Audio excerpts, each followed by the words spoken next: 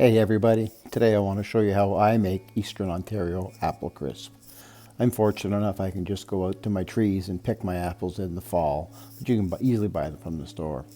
First thing you want to do is you want to get a 9-inch pan and you're going to grease that with some butter. Just put some butter on a piece of wax paper and smear it around. Then you're going to need to get your apples, about 6 to 8 apples should do.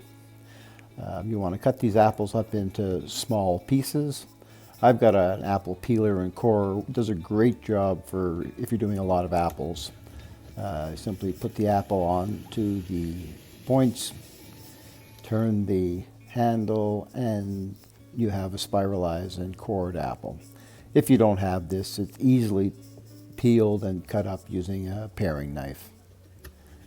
But this does do a very good job if you're doing numerous apple crisps or pies.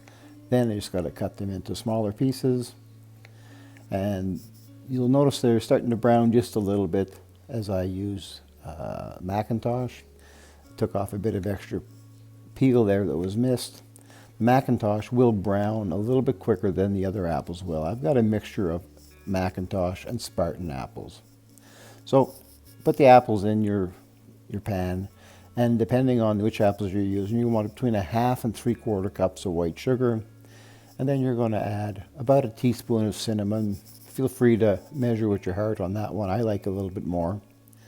You're going to stir that around until your apples are evenly coated, and once that's happened, you just pat them down just a little bit. Next, get yourself a 1/4 cup of butter and 3/4 cups of brown sugar. And you're going to cream those together. This is much more easily done if your butter is nice and soft. Not completely melted, but just softened.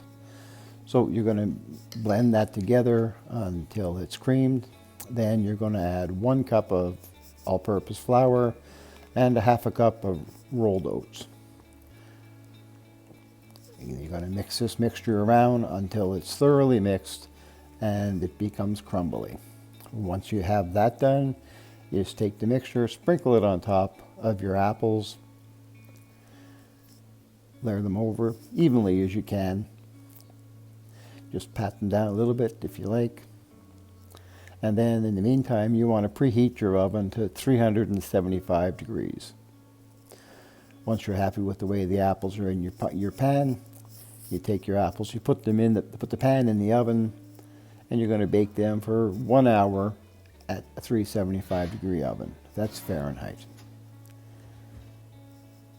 After the hour's done, your apples are going to be nice and soft, and the top should be golden brown.